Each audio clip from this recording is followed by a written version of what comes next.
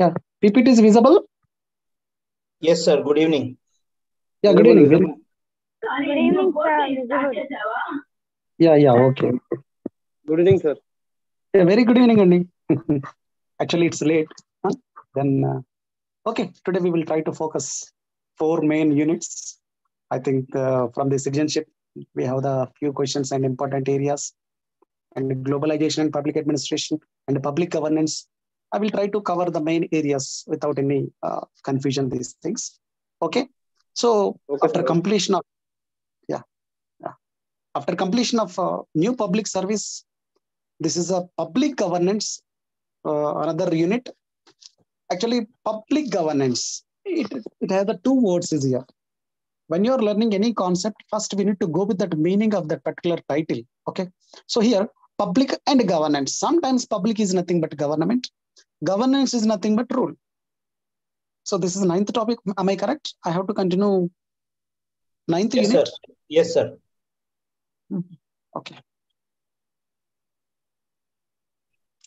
See, in this concept, we will try to focus the meaning and, as usual, the significance of public governance and difference between old public administration, new public management, new public service. Actually, this is completed yesterday also. You know that old public administration, traditional public administration, new public management, which have the techniques, new technique and new methods, that is a new public management, and NPG, new public, actually this is a new public group. NPA, actually new public administration, or NPS, new public service. So here, the public governance. So in this one, the public governance, the concept which was originated in 1980s actually, and it gained the importance in the globalization because the governments, the traditional government sometimes is not public governance. So we all know that Karl Marx, that's why criticized that all governments are bargaining governments. And the government is an element of this, what do you call, elite people. The state is in the hands of elite people. Means he observed that state, he assumed that state will help only rich people. So it will ignore the poor people. But here, in the global context, public administration and governance gain importance. So when we're talking about the governance in the national level, international level, and local level, it have the different patterns. The governance have the different patterns. So we can understand that the discipline, the governance is one of the what do you call social science concept. So this concept, this approach is a theory perspective. So the governance we can understand, it is a coordination of the various institutions and agencies. So these agencies and these institutions are divided and they have few divisions and there are few controlling mechanism and patterns to interact with the policy actors. I mean, policy makers, I mean to say that. So simple meaning what he's saying that here, the governance concept, which was came into existence in 1980s in the globalization context. So this word gained importance in the national, international, and local levels. They have the different patterns and different, what do you call, rules. These governance have the different rules. So that's why the governance is one of the important subject in the social science. So we are studying it as an approach and a field, and it is a theory perspective. So we can understand that governance is a coordinate the different institutions and agencies. And it will also say about the policy actors. So who are policy actors? We can say that one legislative body or executive we can call. So policy, sometimes policy implementers also will come under. So big governments has failed. That we discussed about the NPA, new public administration. So it says that they don't want more government. They want more governance. So that's why this governance concept is also got prominent in the present days. So the governance, present days, we have the good governance and e-governance and corporate governance and democratic type of governance and different governance we have. So in that governance, the ICT play the major role. So the information technology is playing the different role in the governance. So governance is success because of the ICT. Of course, the previous, before the ICT also government success, but the ICT helping tool to control what you call time wastage and money and everything. So it helps for the transparency and accountability, efficiency and effectiveness. So that's why we can say that this governance, the modern governance concept got the prominent. So today that greatest challenges, the public governance have it. In the social change, in the global economy, the governance are facing the different problems.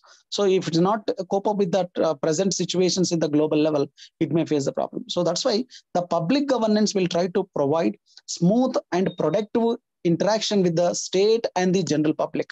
So that's why without the governance, we can't say that one. So this governance control help for the flexibility, guiding and communicating to the rulers also.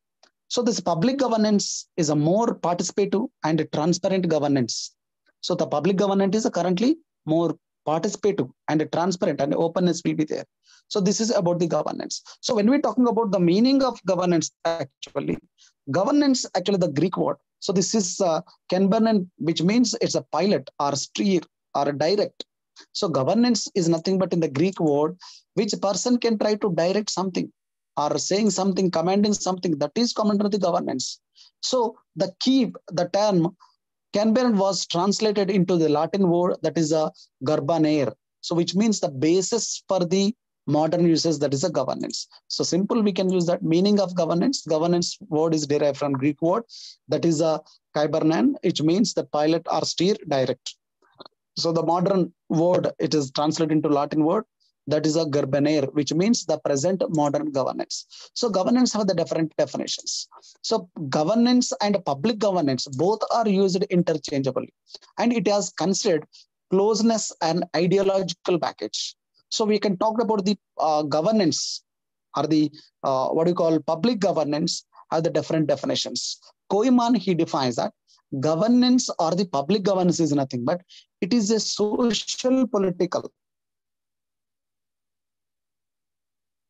Here, Koiman, he defines that governance and public governance is nothing but it is a social political governance as an overriding the theory of institutional relationship with the society. So the social political governance have the relation with the institutions in the society. So this is a Koiman definition. And Kickett and Roberts defines that governance is nothing but it's a machinery of self-organizing inter-organizational network. So governance have the inter networks. So with the government, with different department, different branches, it have the organizational networks. It have inter-organizational network. It have. So for example, we can say that one secretariat. What is secretariat? Secretariat is the complete head of the administrative organization. So all departments together in the one umbrella. So that is secretariat. Likewise, we can say that one governance, we give the definition that it is a machinery of the self-organizing inter-organizational networks. So it will try to function both without government to provide the public services. And another definition, Fredrickson, he defines that governance taken together with the theory of administrative conjunction. So he says that it is an administrative conjunction. And Marsh Rohitz, he defines that governance is a way of explore the working of policy. Simple. So these are the definitions which are set back. So remember that Koiman, Kickett, and Fredrickson, Marsh Dobbs, and the important one, Asian Development Bank also given the definition, and UNDP also gave the definition. So if it is possible to you, try to remember 4 or 5. So the easy definitions, try to remember that. Okay. So Asian Development, for example, it gives the governance. It is a manner in which power is exercised in the management of country. So the power is exercised. It is the way, or it is a method how the government exercises the power. So that is the governance. So country's social economic resources for development. So that governance for social and economic resources for the development. So that governance will try to use that social and economic resources for the development of the particular state. So that is a definition which is given by the Asian Development Bank. So next we will go with the significance of public governance. See, public governance aimed at generating rules and regulations and delivery of services. So this is a main significance or importance of this one. So public governance about exercise the public authority by the state government. The main aim, the main goal of this public governance, generating the rules. Generating means enacting the rules and regulations and delivery of services. This is the main significance or main aim of this public governance. That is the first point. And next one, it is an interdisciplinary field of study. So this public governance is an interdisciplinary study. So according to Lukens, he defines that this public governance is about the relationship can vary in nature, embodying the relationship with the authority. So it has the relation with the nature and the relation with the authority. So the public governance word described in nature and role in 1980s to 1980s. According to Rhodes, he defines that governance signifies a change in the meaning of government. So it's a signifies that changing in the government. So it's referring to a new process of governing. So according to Rhodes, he says that it is referring to new process of government. So governance is a new process of governance. So it will try to change the conditions of order rule. So that is in public governance. This is the significance of public governance. And in this context, the public sector, it has launched the different programs, hierarchical, rule-bound, and interactive process, different things which we have. So next we will go to the features of public governance. What is the features of public governance? So the public governance, it have the number of features. The first one, emergence of state of the pluralism.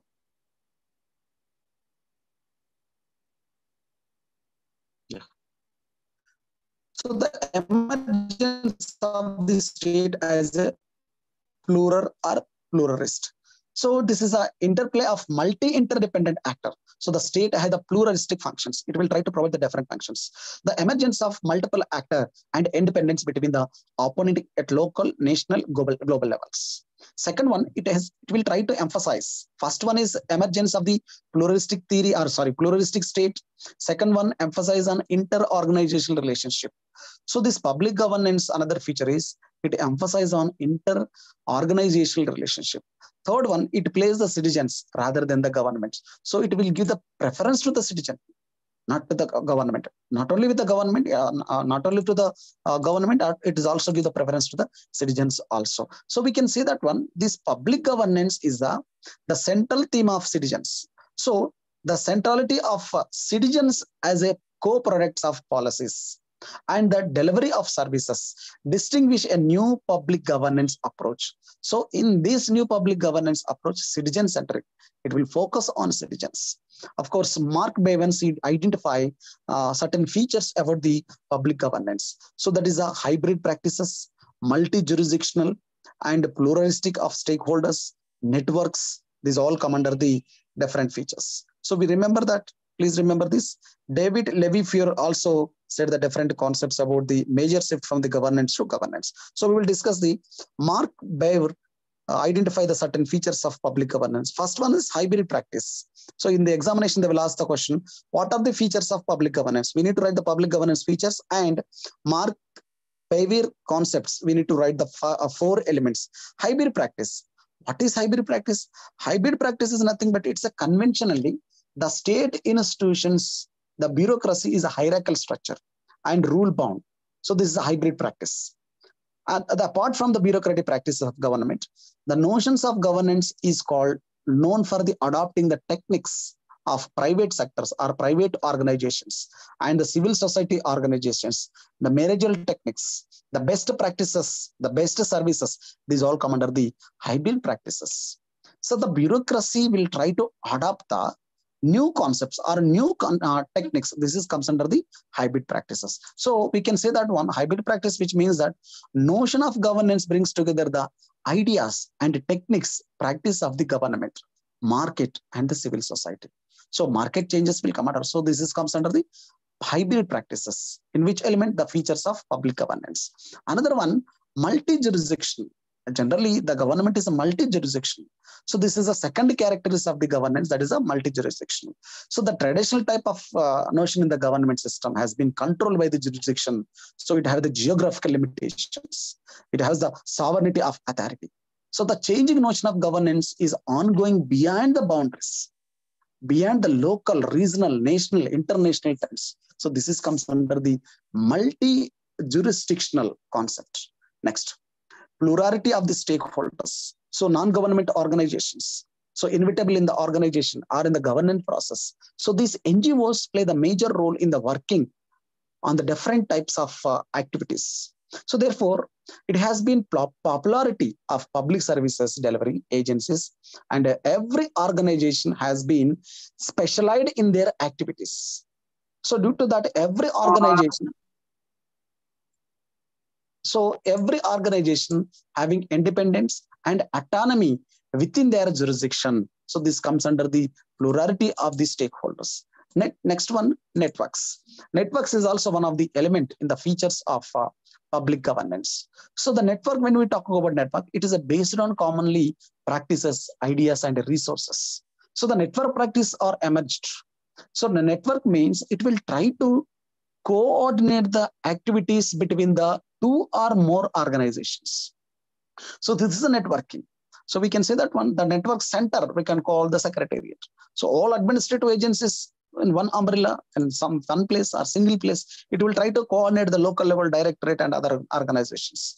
So this is the networks. So networks is nothing but the coordination of the different activities. So this is another feature of public governance. So there is a major shift. Another concept we can talk about this one.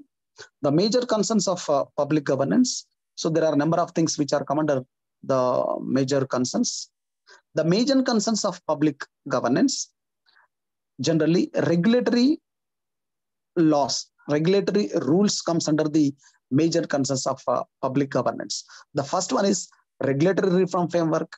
Second one, coordination and regulatory impact and analysis, public consultation and application and enforcement, review mechanism, international initiatives. So the all comes under the major concerns of public governance. So the major areas, the public governance comes under the major areas or main areas. So there is a regulatory functions will come under, coordination functions will come under, and regulatory impact analysis will come under, public consultant, review mechanism, application and enforcement, and international activities also will come under. So these all come under the what we call features of public governance. Please remember, features of public governance. What is that? First one, emergence of the state as a pluralist.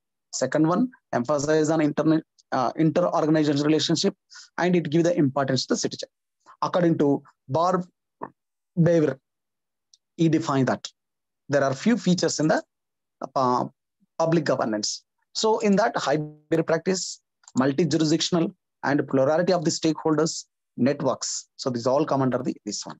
Next, major concerns of the public governance we have discussed. Next, we will go the difference between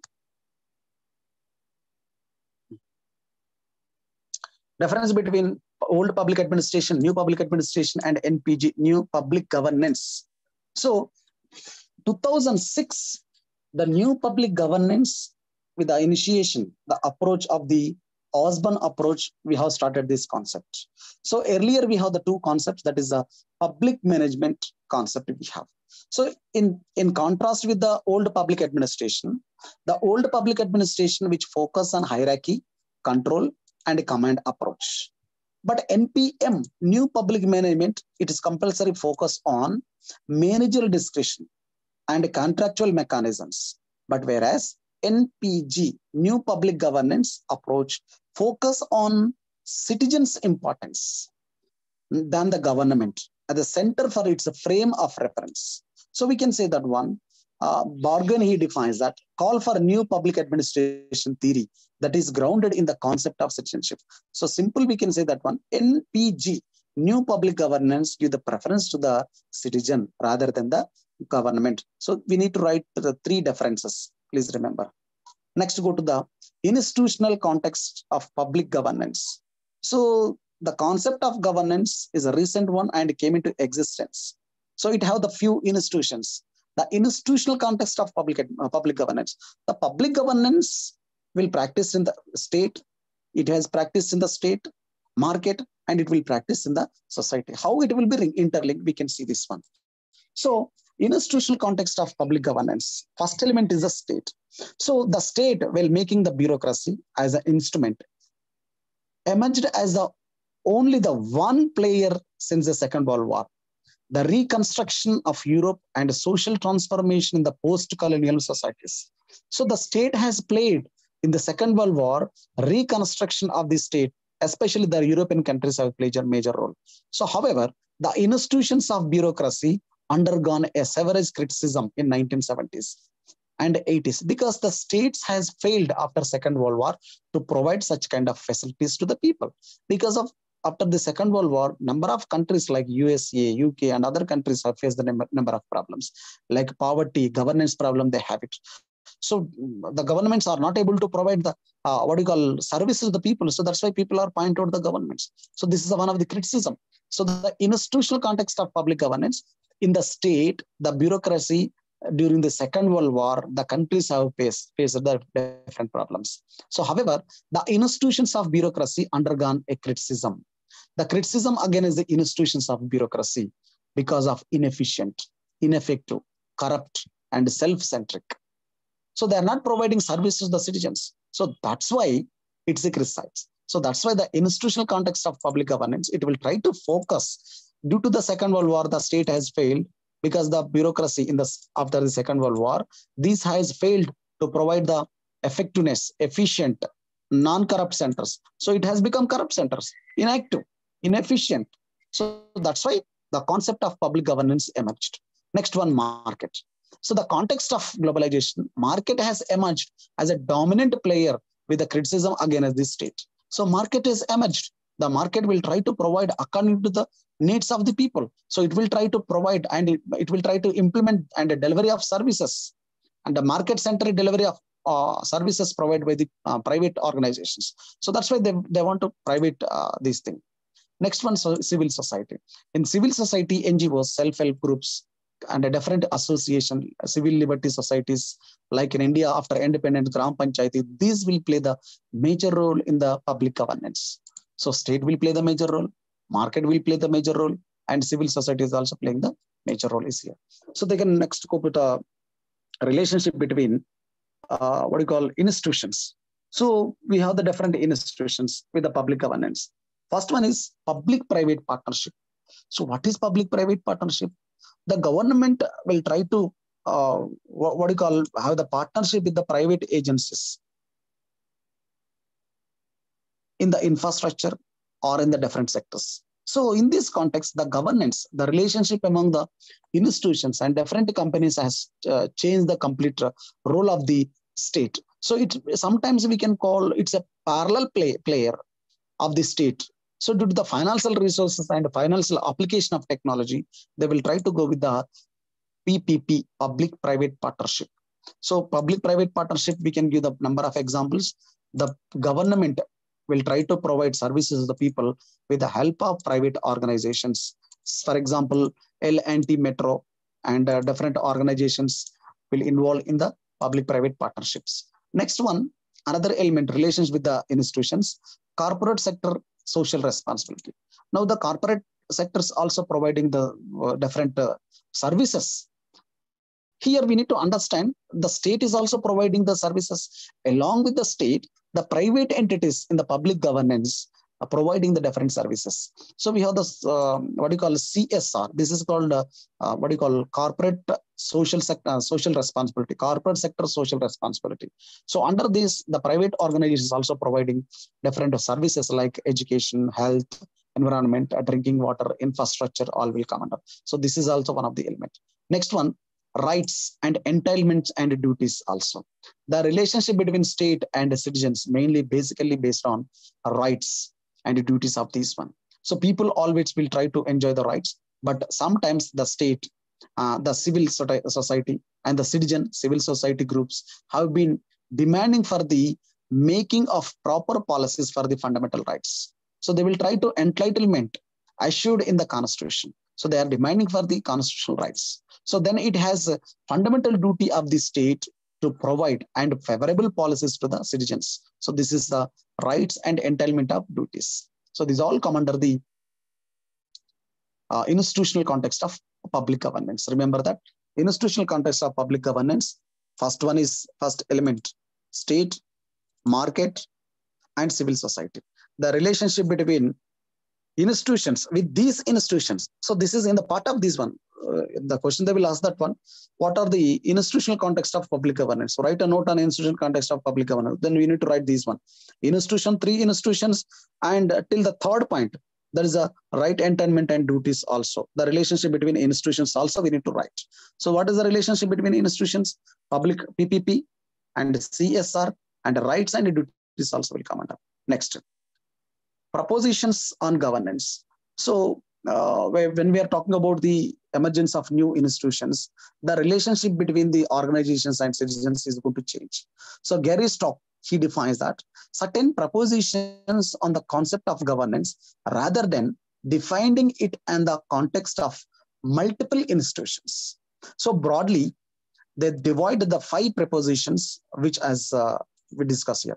First one is governance refers to a set of institutions. The propositions of governance on governance. First one is governance as a set of institutions. Next one, governance identify the blurring of boundaries and responsibilities. Third one, governance identify the power dependence.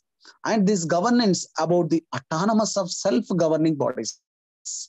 And this governance will try to recognize the capacity to get the things done. So these all 5 elements which are common. So if it is possible to you elaborate it. So 5 propositions on the governance. First one, governance is a set of institutions.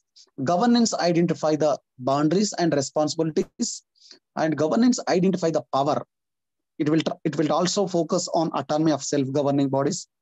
Governance recognize the capacity.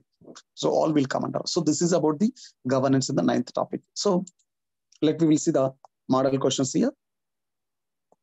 So in the model questions, explain the meaning and the definitions of concept of governance. Here we need to write the concept of governance. What are the characteristic features of public governance? Next question, discuss the institutional context of public governance. These are the 3 or essay type answers and a short type of answers here. Explain the relationship among institutions in the context of global governance. So I said the bar with 5 elements, state, market.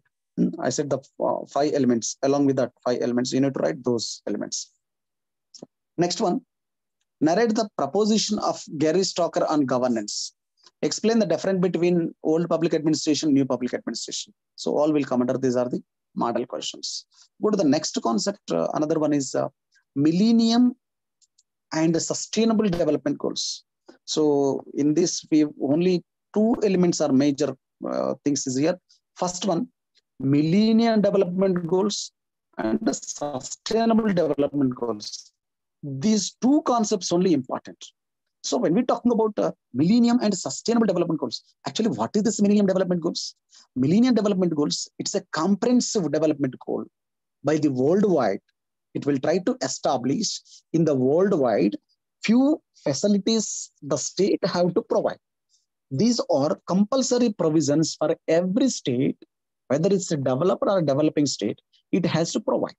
So this MDG, Millennium Development Goal, have 8 goals and 18 targets.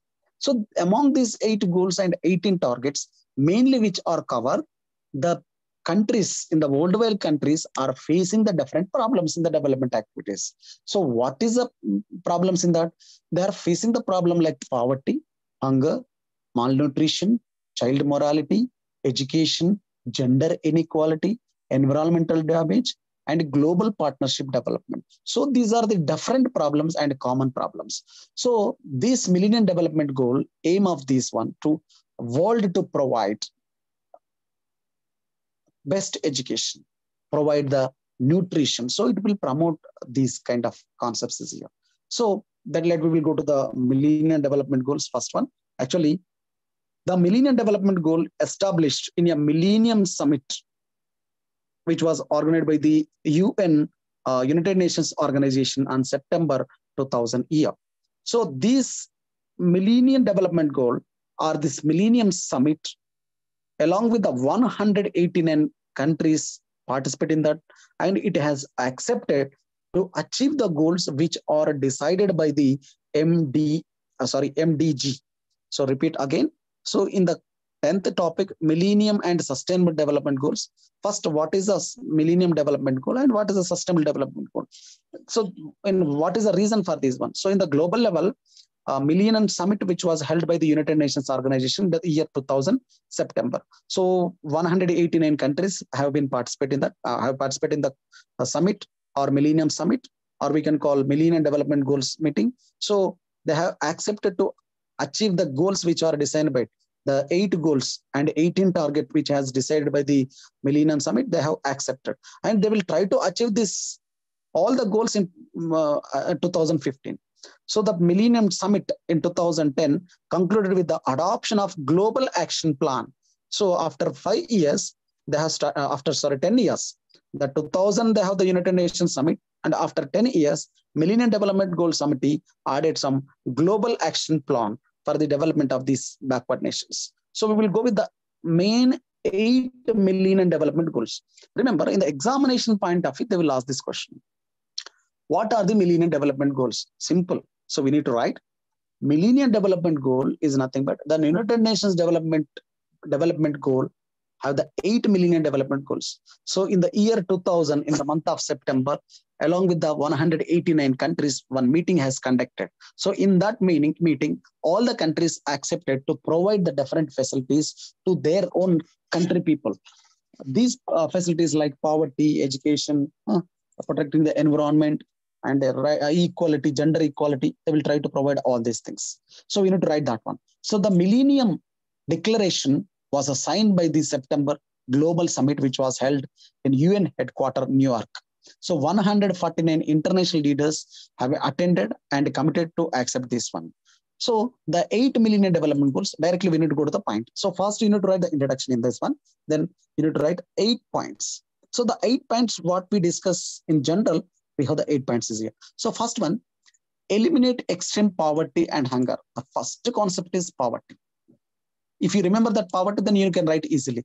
The Millennium Development Goal, first goal is poverty. Number of countries, dear friends, they never have the sufficient food. Like African countries, still they are facing the food grain problem. So as we've seen that recently Pakistan, before that China, Sri Lanka. So the countries are facing problem. Just 1 week back, even American government and Britain government is also going to face the finance problem. This is the news. So the 8 Millennium Development Goals, first point is that elimination of the poverty. Second one, achieve the global primary education. So the primary education is important. Today morning, I'm reading some article. So international level, there is 86% is the average literacy percentage. But here in India, we have 74 something percent literacy percent. So education is very important to promote the education. This is a Millennium Development Goal. Poverty elimination is a Millennium Development Goal.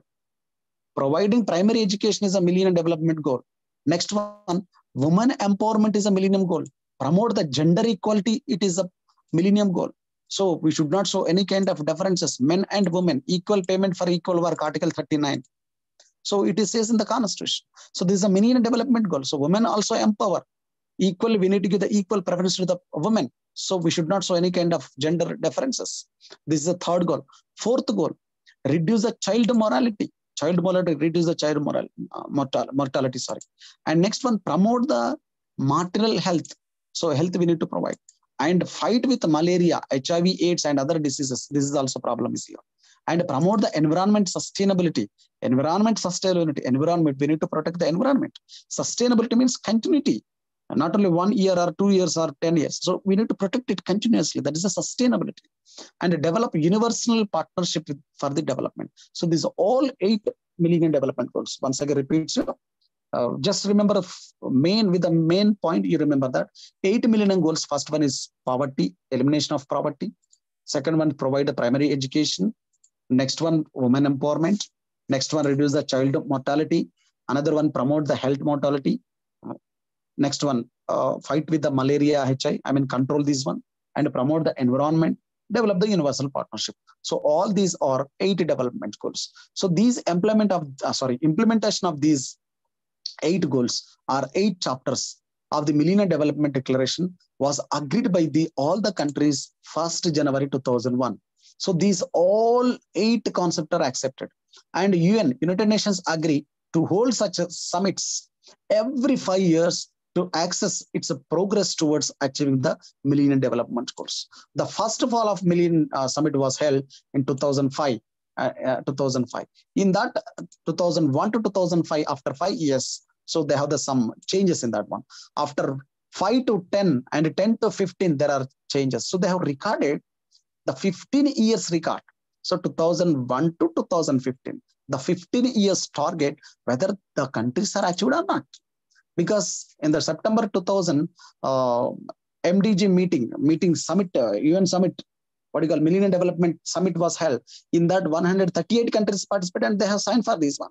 So in 2015, they have checked it, how they are reached the target, how these countries reach the target. So we will go the first concept. What is that? Poverty eradication. So the poverty eradication have the 3 goals. So to eradicate extreme poverty and hunger. So first point. So in this, you can see that. So the first goal has 3 targets. What is the first target in the eradication of poverty? First one, the half of proportion of people whose daily income is less than $1.25. So that is first one. See, what is this criteria for that? So they want to select these people, that less income people there.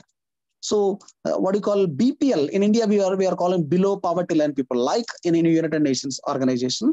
They will take that, which person's daily income is 1.25 paisa, they will take those people as a poor people. Next target is that to achieve full and proactive employment, as well as a decent work for all, including young people and women. So they will see that employment, achieve the full employment. Next one, to half the proportion of individuals suffering from hunger in the period between 1990 to 2015. So they will see the 1990 to 2015 hunger problem and what you call food problem. They will see that. So these are the 3 targets which were decided for the eradication of extreme poverty. In simple, how can we define the poverty? Yes, these people, how many people in the particular district, their poverty, below poverty line, which areas we have, which mandals we have, in that mandal, which area, which village have, and what community they have, what is their income source, how we will provide. So these all will come under interlinkage. So the first concept is achieved, few achievements. So what we are discussing here, 2001 to 2015, what are the achievements which are achieved by these UN development goals? First one in the achievement. So 1990, nearly half of population developing world lived less than $1.25 in a day. But in 2015, it was dropped to 14%. So the percentage has dropped, means a little development is here. So the globally, the number of people living in extreme poverty has declined more than half, falling from 1.9 billion in 1990. In 1990, they have 1.9 billion people in the poverty line. But in 2015, it has reached to 836 millions. The most progress has occurred since 2015. It has recorded that. And the number of people in the working middle class living on more than $4 per a day, almost all tripled between 2019 to 2015. So it has changed for $4 to, and it has tripled. So the little development is here. So likewise, we need to see all the Millennium Development Goals. Second Millennium Development Goal. Next, go to the next one. The second Millennium Goal, what is that? Providing primary education. The primary education is one of the important one. So it has reached the 91% of education. Literacy have been changed from the backward countries. So the out of school children of primary schools age worldwide has fallen almost all off, and to estimated 57 millions in 2015, down from the 100 millions in 2000. So the ratio, primary education ratio has increases here. Like Sub-Sahara Africa has had the best record of improvement in primary education of any region since the MGD has been established. From the establishment of Millennium Development Goals, Sub-African, Sahara African, they are developed education. Actually, the African countries still they're the poverty problem, education, these things. So that is the second Millennium Development Goal. Next one, promote the gender equality. and women empowerment is also increased. So in South Africa, 74 girls were enrolled in primary schools for every 100 boys in 1990s. Out of 100 boys in South Africa, only 74 girls were registered for primary schools. But today, the girls ratio, 103 girls were enrolled for every 100 boys. See, what is the drastic change here? With the help of Millennium Development Goals, it has changed. So women now make up 41% of paid workers outside the agriculture sector. So this is a worldwide data. I mean, 41% of women, they are working out of this one. So between 2015 to 1991, the women vulnerable employment have been shared increased. So the women percentage increased. So this is the fourth GD, what you call Millennium Development Goal. Fourth one, reduce the child mortality. So the child mortality means they will take that every 5 years, they will see that. So that to reduce the child mortality, they will provide the best medical facilities and the death of the children has to reduce. So like example, in Telangana state, we have Amma Odi and different programs we have. So this is the main target to reduce the deaths of the children. So globally, it has reduced, especially African countries. We did write South African country. They have reduced and they have gained the good results.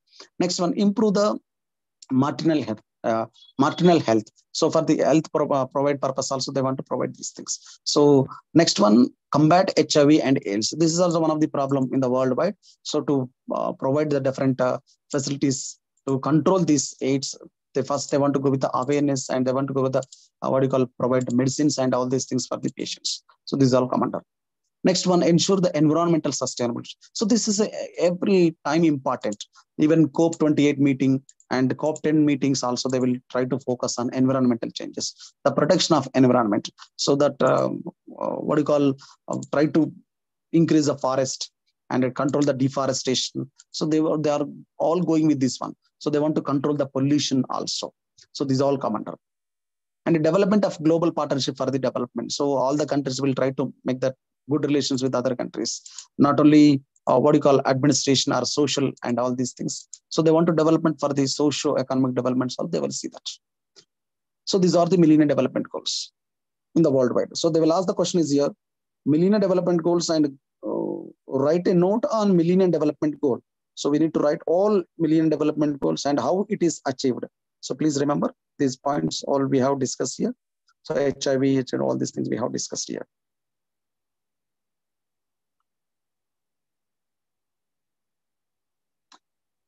So these all 8 goals, sustainable development goals. Go with the another 18 points of UNDP. So we will discuss all 18 goals. So sustainable development goals. Before this, we have discussed about the Millennium Development Goals, and we have the Sustainable Development Goals, 17 goals we have. So apart from the main 8 goals, in addition to that, remaining all is also added here. So it's very easy to remember. Actually, the Sustainable Development Goal, actually this concept was born in the United Nations Conference on the Sustainable Development in Rio de Janeiro in Brazil 2012. So the Sustainable Development, this is the SDG. Remember that SDG is different. Millennium Development Goal is different. Please remember. Of course, the goals are same, but the concept, Millennium Development Goal 2000 conference, that is the UN. But here, Sustainable Development Goals in Brazil 2012. So the objective of this SDG is mainly try to produce set of universal goals to meet the urgent environmental, political, and economic challenges. So it will try to focus main challenges, socio-economic challenges. So economic challenges faced by the world. So this Sustainable Development Goals coincide with another historic agreement reached in the 2015. So at the COP21 Paris Climate Conference, so it is also focused about that one. So together with the Sandian framework of disaster risk reduction, so no need to remember that reduction disaster. So remember that Brazil 2012 and COP21 Paris Climate Change Conference. So in this conference, they have decided the 17 goals. These 17 goals, sustainable development goals. What are the Millennium Development Goals? Millennium Development Goals are 8. Then Sustainable Development Goals are 17. So what is the first Sustainable Development Goal? That is end poverty in all its forms everywhere. That is the first concept. Second one, end hunger. Third one, ensure healthy lives and promote all well-being. Fourth one, ensure inclusive equality, education. Next one, achieve the gender equality, ensure availability and sustainability management of water. Next one, ensure access, affordable, reliable, sustainable, more energy for everyone. So remaining also will come under promote, sustain, inclusive and sustainable economic growth. So infrastructure development, reduce the inequality among the countries, not only, it is not only, not with the, men and women here, reduce the inequality among the countries. So make cities and human settlements inclusive, ensure sustainable consumption, take urgent action for the combat climate change. See, for the climate change, international level organization giving the more preference because the ozone is facing that, what do you call, problems in this one. So that's why they want to control this pollution. Then protect the restore the promote sustainable development. Another one, promote the peaceful and inclusive societies. So in societies, not to strike or what you call wars with other countries. So next one, strengthen the means of implementation. So revitalization of global partnership for sustainable development. So these all are 17 goals. If you remember 8 goals, remaining are very easy to write. So the 8 goals. So this is the UN development priority or sustainable development goals. So the 17 sustainable development goals, what we discuss here. So these all will come under this is. So the sustainable development goals in India. So how the India is reached the sustainable development goals. So India is also facing the problems in the sustainable development. So poverty, inequality, and hunger, and different diseases. India is also facing that. So for that, government of India will try to provide, along with the Niti Aayog planning coming in the replace the planning commission. So Niti Aayog will try to provide this one program we have, Make in India, Skill India, Digital India program. For example,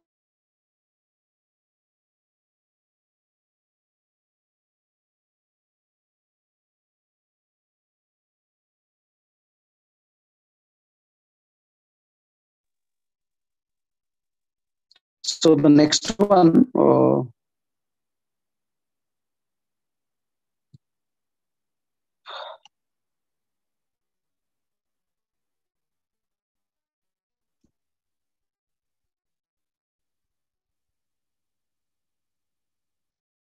citizen empowerment and development. So what is the citizen empowerment and what is the development? We need to know about this one. So this is a very simple concept. Citizen empowerment.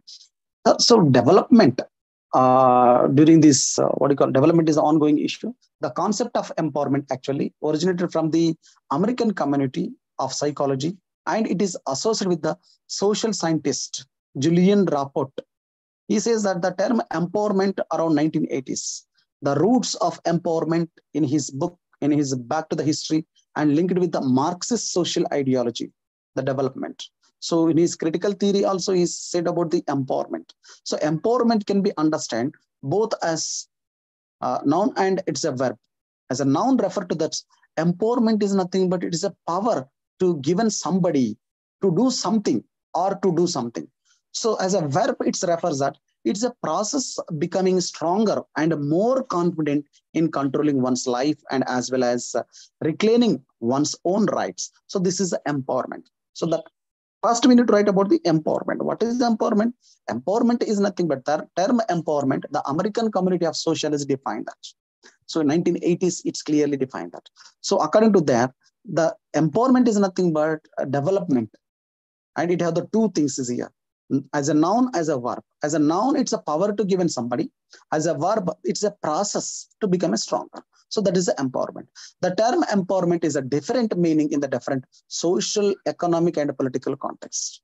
So it has the different meaning. So the exploration of local terms associated with the empowerment around the world always. So empowerment is nothing but self-power, self-reliance, what you call self-strength and self-control. So we can call this as a empowerment. The term can be used and characterize the relation with the households between the poor people and other actors also. So we have the different definitions of the empowerment. So first we need to write about the meaning of empowerment. I said that empowerment is nothing but Julian Rapport, he defines that. A sociologist says that empowerment as a noun, as a verb. As a noun, he says that empowerment is nothing but giving power to somebody. And as a verb, it's a process of becoming stronger. Simple. Okay. So we can say that one empowerment, in simple terms, we can say self-strength, self-control, self-power, self-reliance, life of dignity, all will come under the empowerment. So self-respect, it is also come under. So different definitions of empowerment. Robert Adams defines that empowerment is nothing but it's a capacity of individuals or groups or communities to take control of their circumstances. That is the first definition. And Marilyn Colley defines that empowerment is a process of awareness. Yes, it's a process of awareness. And it is a capacity to build the leading to greater participation, greater decision-making power, and control, and to transform it to action. So this is called empowerment. So this is the empowerment definition. Remember the two definitions. Next, go to the components of empowerment.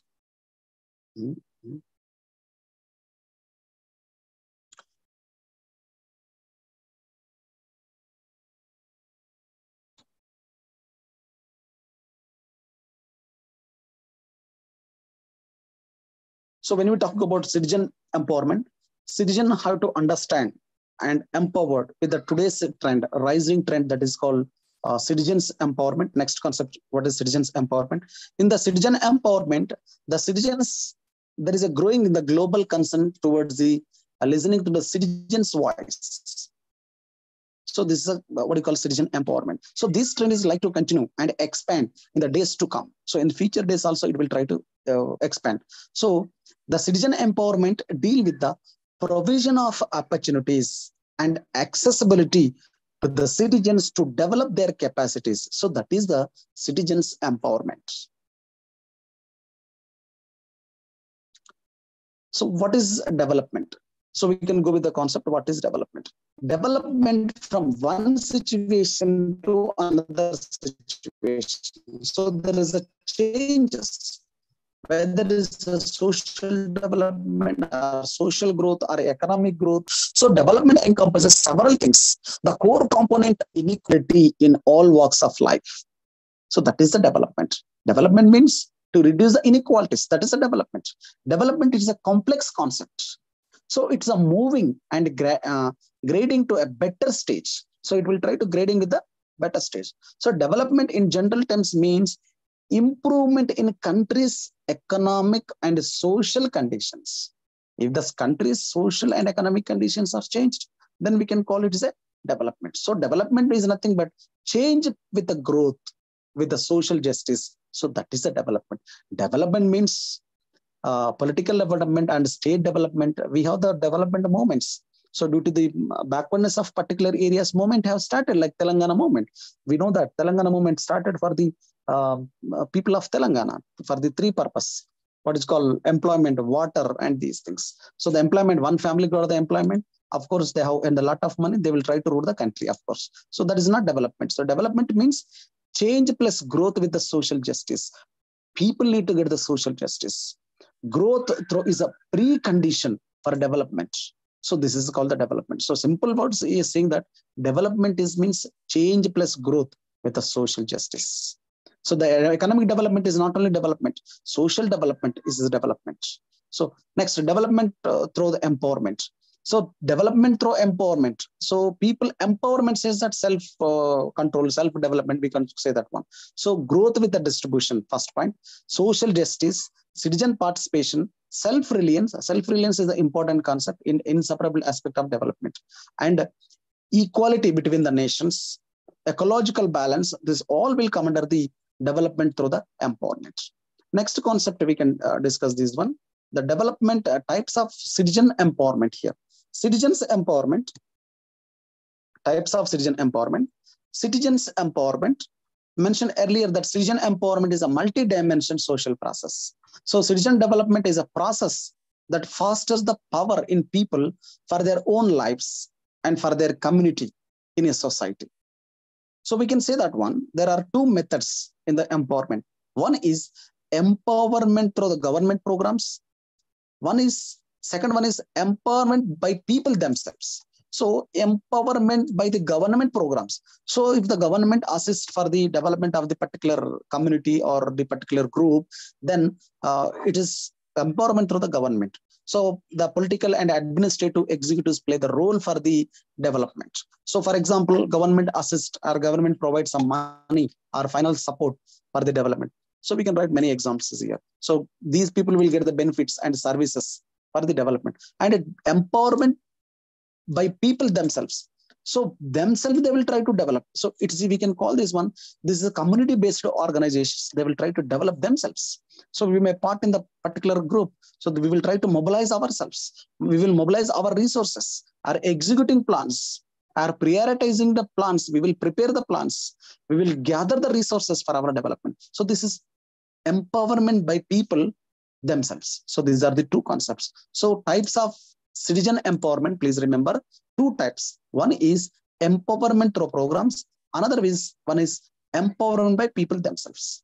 And methods for citizen empowerment, how the citizen can develop. So this is another question, please remember. So citizen charter will be there for the empowerment. What is the citizen charter? Citizen charter is nothing but the services which are given to the citizen, there will be displays in the government office. That is a citizen charter. The basic objective of citizen charter to empower the citizen in relation to the public service. So for example, I have applied for the caste certificate. So in how many days I will get the certificate? I no need to ask. Just in the MRO office, in front of that, there is a citizen charter will be there. So for that particular service, how many days they will take? So they will display that. So within time, if they are provided, you take and collect. If it is delayed, then you have the right to ask them, sir, you have written in the citizen charter, a particular days we will provide the services, but you have delayed it. So it is a method of citizens empowerment.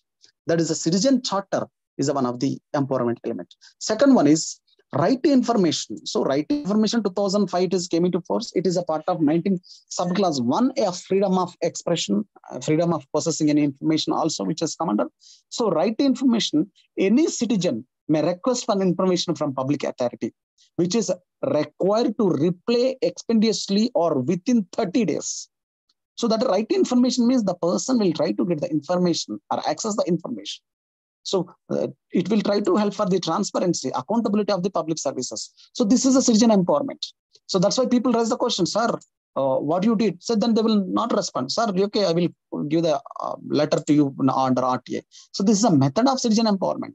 What is the method of citizen empowerment? Citizen empowerment, first one is citizen charter and empowerment.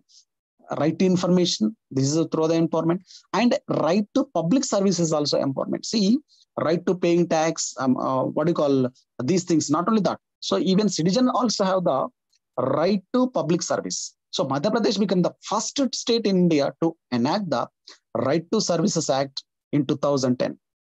So Bihar also, it enacted the bill in 2011 for the Right to Public Services Act. So several states like in Delhi, Rajasthan, Himachal Pradesh, Orissa, Jharkhand, they are introduced the same legislative bill in the central level to get the services from the government. So that is a right to public services and empowerment to the citizens. So it means a common framework for the legislation to the various states include granting of right to public services, which are to be provided to the public by designated official within the stipulated time frame. So some of the common public services which are to be provided within the fixed framework. So these all come under this one. So we have the different acts. Next one, e-government also for the empowerment. So what we are talking, methods of citizen empowerment. In the methods of citizen empowerment, we have the citizen charter, right to information, right to public service. Right to public service, I said that Madhya Pradesh government 2010 Act, Bihar 2011 Act, and e-government also there. What is e-government? Electronic governance system. So this is also one of the empowerment thing. So citizens feedback. So this is also one of the method for the citizen empowerment. So citizens also give the what you call feedback. So if you apply for the any of these things and how you get the services within time or not. In simple, recently I have complained something regarding something to the uniform services officers.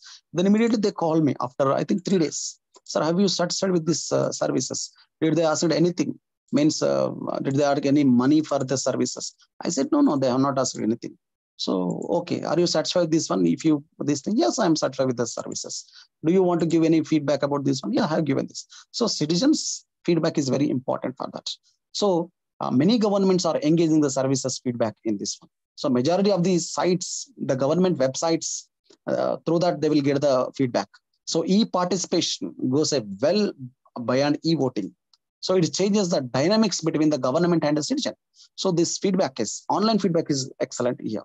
So this is one of these one. Even United States also, this they are following. So Twitter, President of America, they will follow this one. Of course, in our Telangana, the government is also following. Of course, except some other thing, they won't follow it. So other programs of empowerment also we have, like the Jan Dhan Yojana program, self-help groups, and the rural employment guarantee program. This is also for the empowerment. Of course, some part of programs are misused. Only it is for the few, political leaders, these things. Of course, remaining or for people. So this is about the citizen empowerment. So we will see the model questions here. What is citizen empowerment? Types of citizen empowerment, Right to Information Act, objectives of citizen charter, components of empowerment. So they all come under. Next, last concept, issues and challenges in the public administration. In general, I will discuss the globalization and public administration. So in the globalization, public administration, what are the issues are facing here? In the globalization, simple things we need to remember. See, the globalization public administration first. Actually, the concept of globalization, according to Ali Farmas, remember his name, globalization concept first, he said about the globalization of public administration. So Ali Farmas, globalization is a process and a means to achieve the goals of globalism. Globalism is a global system of capitalist order. So it is an ideology. Globalization, it's an ideology. In general terms, we can say that one.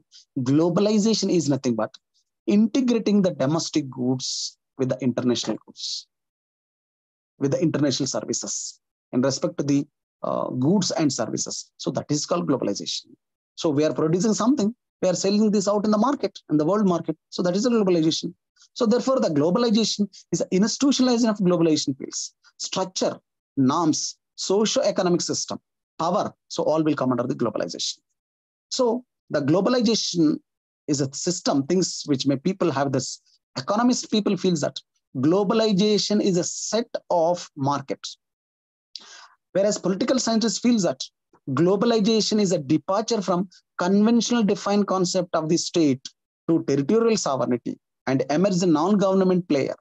And business people feel that globalization is nothing but it is an academic and consultant apply the globalization. So it's a borderless world. So for each and every person, the globalization meaning is different. For economist, globalization means it's a market. For a politician, it is a define the state and territory and sovereignty. For the business person, it is a phenomena of private sector. So these all come under. So different views on globalization. Globalization as a internationalization. So globalization means internationalization. Globalization is a broader openness. It is an openness, globalization. And globalization as a process, it is a continuous process, multinational cooperations, internally and externally, resulting for the growth for the multinational companies. So that's why it's a globalization process. And globalization is an ideology. So it is a culture, it's a norms, it's a sanctions, it's a values. So ideology. So this is comes under. And globalization is a phenomena. Globalization is both transcending the phenomena of process. So all will come under. So remember this globalization, different views. Just remember 3-4 views is okay. Here they will ask the question, define globalization or what is globalization? Means you need to write the globalization. Fermat said about the globalization and the different views of the globalization you need to write. Then go to the impact on public administration. How the globalization will impact on the public administration. So this is a concept. I will finish it. So the impact of globalization public administration. So that there are several factors process have been changed the globalization, especially the international institutions, technology and innovations have made the public administration impact on public administration globalization. So the process of globalization have moved faster in North America, East Asia, Western European countries, Australian countries, from Latin America and other countries. in respect to the political, socio-administrative culture. So impact on the globalization, impact on socio-political culture of these different countries. So we will discuss all these things. So this will try to reinforce supra-territorial governance. First one, it will increase the degree of interdependence. Third one, all states have gained the advantage of information. So this comes. Of course, in a book which was written by this person, Fernandez, he defines that public administration is a globalizing world, theories and practice. So he emphasized a few main areas under the impact of public administration in the globalization. First one, public administration or administration became much more transparent. So he says that public administration became the more transparent. And top-down administrative decision, top-down. Generally in traditional administration, orders come from the top to down. Here, top-down administrative decisions and bottom-up model will be there. So bottom means down to up level will be there. Contracting out government services. So this is also one of the part in the globalization. So with the globalization, contracting out will be there. And public administration adopting the service quality initiatives also. Total quality management, they are adopting that. So performance measure, they are adopting that. So they will see the result of this one. So these all will come under the what you call impact on public administration. So reforms in the measures in the Indian administration. So in the Indian administration, we have the many changes here. Like when we talk about the reforms in the administration, first ARC to PV Narasimha Rao time 1991, LPG era, there is reforms will be there. Macroeconomic stabilization will be there. Comprehensive programs will be there. Different programs will be there. So 1991 is a major milestone for the globalization. The world companies in the liberalization, privatization, they have started. And with the technology, new technology is also adopted in that one in India. So due to that, the reforms measures in Indian administration have taken places here. So they have focused on the providing the different services to the people, and different companies has emerged in India. They provide the goods and services have been improved in India. So and economy has improved in India with the globalization. So this is about the impact on Indian administration. We need to write few examples. So few questions is here. What do you mean by concept of globalization? Explain the different views on globalization. What is the impact of globalization on public administration? They're asking that. Just we need to write a few areas I said. So, and what is the major reforms initiated in Indian administration? So you need to write 1991 PV Narasimha Rao and other things, neoliberalism concepts we need to write. So this is about the 12th topic. So I will share the PPT. Okay. Any doubts here? No, sir. Yeah, please No, sir. listen one thing, just I will take 1 minute time. All the participants, I'm very much thankful to you. In the 6 sessions, I think it is not simple to complete it, because if you discuss one concept, it will take a long time to understand.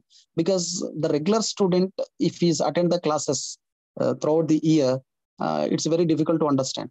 But here, within 1 hour or within 50 minutes or 55 minutes, try to completing the concept. Little difficult for the student and as well as to the teacher also. But in my level, I try to make it out. So due to that, I have taken some time for the PPT. So I'm completely dependent on PPT, because according to Coban principle, if you show something on slide, then student will try to remember something. At least he will see that PPT. So that is my first point. And second point, you please put the efforts and try to write the main synopsis, main headings in any topic or any question. And third advice is that try to focus on many areas regularly. So first reading, second reading, third reading. First reading, entire book, read it just at a glance. Second reading, try to make it note point wise. Third reading, you need to write any answer for any question. So it is very easy. If you don't have three readings, and the first reading only, read and make it main points. So for the making main points, I have provided the slides. So on the base of slides also you can write. Means simple, I'm advising you just on the basis of slides. Of course, you please take some other notes from your material also. So then copy the notes, main synopsis, the paper wise in the 12 topics, and read it. And expect that questions, guess the question. Guessing question is very important. Okay. So if you have any doubts, anytime, I welcome you all. And once again, I'm very thankful to each and everyone. So I wish you all the best. Thank you so much, sir. We appreciate all the help that you have provided. Thank you, sir. Thank you so much, You are sir. actually so good, sir. Thank you, sir. Thank you very much. We really enjoy your lecture, sir. So Thank you. Yeah, thank you. We will continue in WhatsApp. Nothing will there. Okay. Anytime, if you have any of these things, you can send a message to me. Okay. Right. Sure, sir. Thank you very much. Yeah. Thank you very much, sir.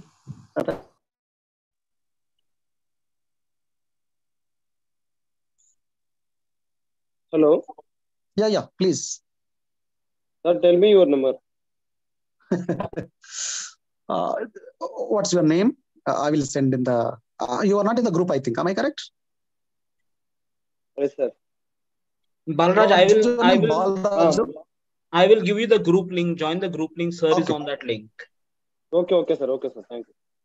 I'm putting the group link on